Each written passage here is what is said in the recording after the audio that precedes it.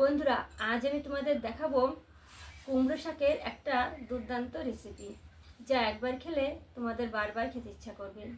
আর এই রেসিপিটা করার জন্য আমি নিয়েছি হচ্ছে কুমড়ো শাক। আমাদের গাছের হচ্ছে কুমড়ো শাক, কটা টাটকা ডগা নিয়ে এসেছি আমি। আর নিয়েছি হচ্ছে বেগুন, আর নিয়েছি হচ্ছে ঝিঙে আর আলু। তো আমি এই সবজিগুলো এখন কাটবো, তারপরে হচ্ছে তোমাদের রান্নাটা দেখাবো। তো দেখো, আমি প্রথমে হচ্ছে সবজিগুলো কেটে নেব। তো আমি প্রথমে কুমড়ো শাকের ডগাটাকে কেটে নেব। এই যে পাতাগুলো আলাদা করে নেব, আর এই ডগাগুলোও নেবো। এই যে ডগাগুলো এইভাবে কাটবো, এভাবে পিস করে।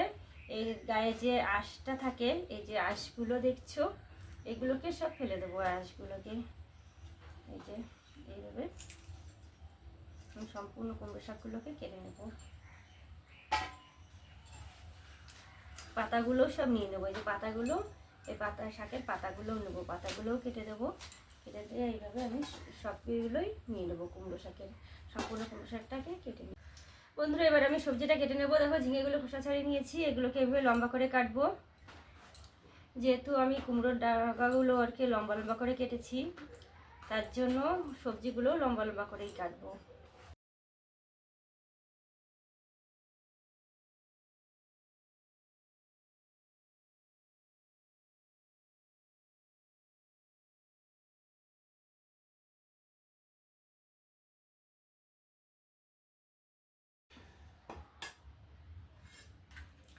দেখো বন্ধুরা, আমার সবজি কাটা হয়ে গেছে। এখানে সবজিগুলো হচ্ছে লম্বা করেই কেটেছি। ঝিঙে নিয়েছি, বেগুন নিয়েছি, এই যে বেগুন দেখতে পাচ্ছ, আর হচ্ছে আলু, আর হচ্ছে এদিকে রয়েছে কুমড়ো শাক।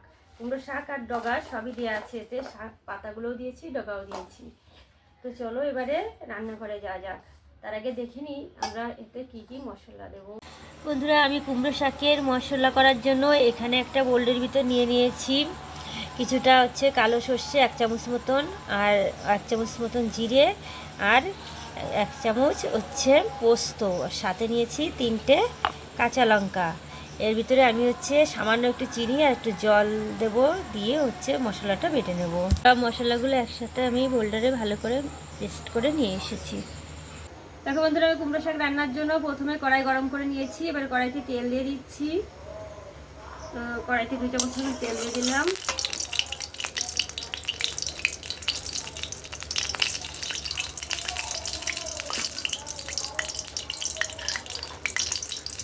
তেলের ভিতরে আমি হচ্ছে এই বিউলির ডালের বড়িগুলো দিয়ে ভেজে নেব।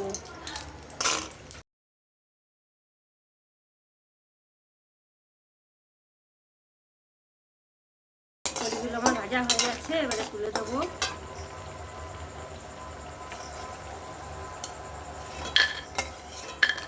এবারে যে তেলটা আছে, এই তেলের ভিতরে আমি যে সবজি কেটে রেখেছিলাম, তো বেগুন, ঝিঙে, পটল আর আলু, এই সবজিগুলো দেবো। বেগুনটা আগে দেবো।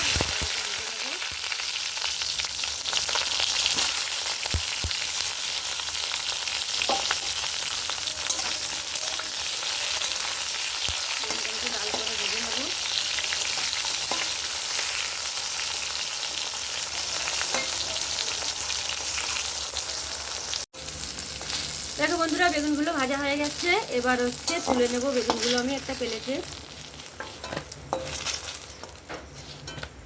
তো দেখো, বেগুনগুলো ভেজে তুলে নিয়েছি। এবারে যে তেলটা আছে, তেলটা একটু কম হয়ে গেছে, তো আমি আর একটু তেল দিয়ে নিয়েছে কড়াইতে। এই তেলের ভিতরে এবারে কেটে রাখা আলুগুলো দেবো।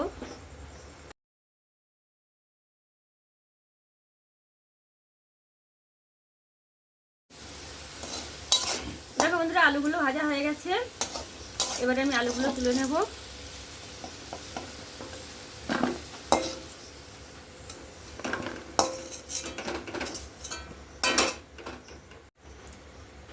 আলু তুলে নেওয়ার পরে যে তেলটা আছে, সেই তেলটা আমি 2টো তেজপাতা দিয়ে দিলাম। 2টো শুকনো লঙ্কা,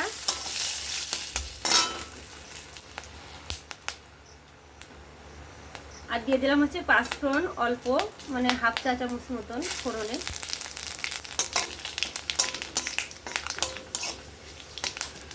5-6 মিনিট মতো নাড়াচাড়া করে যে সবজিটা ছিল ঝিঙে পটল সবজিটা দিয়ে দিলাম।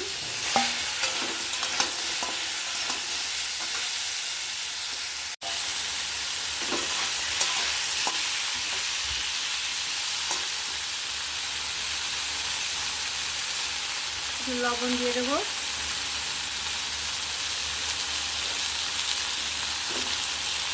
হলুদ,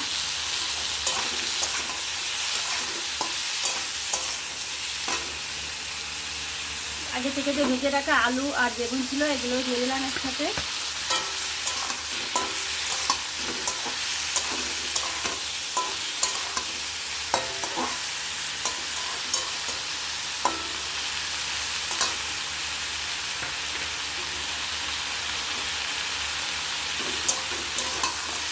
এবারে দেখো যে কুমড়ো শাক আর কুমড়ো শাকের ডাঁটাগুলো কেটে রেখেছিলাম এগুলো দিয়ে দেবো।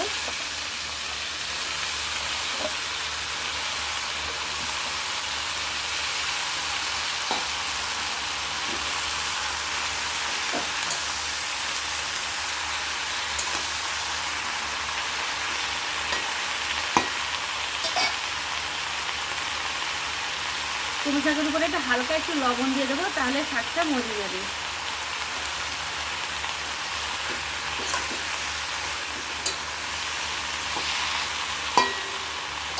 দিয়ে আমি এবার এটাকে একটু চাপা দিয়ে রাখবো।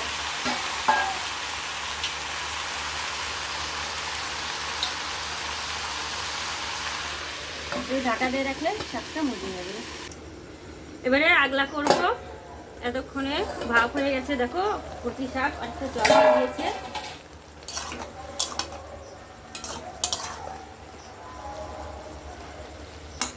অনেকটাই মজা গেছে, যেহেতু তরকারি ভালো করে ভেজে নিয়েছিলাম তো তার সবজি আগে থেকেই গলে গেছে। এবার আমি যে মশলাটা বেটে রেখেছিলাম সেই মশলাটা দিয়ে দেবো এর ভিতরে। সর্ষে, পোস্ত, জিরে, কাঁচা লঙ্কা দিয়ে এই বাটাটা দিয়ে দেবো।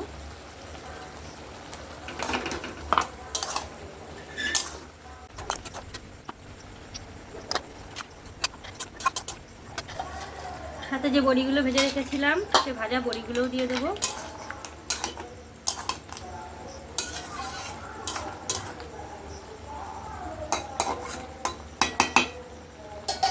দিয়ে একবার ঢাকা দিয়ে রাখবো একটু জল টানার জন্য।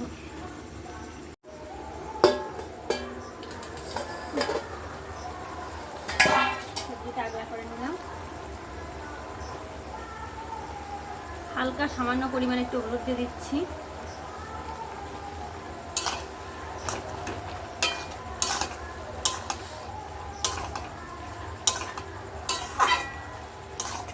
যেহেতু আমি সবজিগুলো ভাজা করার সময় একটু হলুদ দিয়েছিলাম, হলুদ লবণ, তার জন্য বেশি হলুদ দিলাম না। আর সামান্য পরিমাণ একটু চিনি দিচ্ছি অল্প করে। তোমরা যদি মিষ্টি খাও তাহলে দেবে, না খেলে না দিতে পারো, অসুবিধা নেই।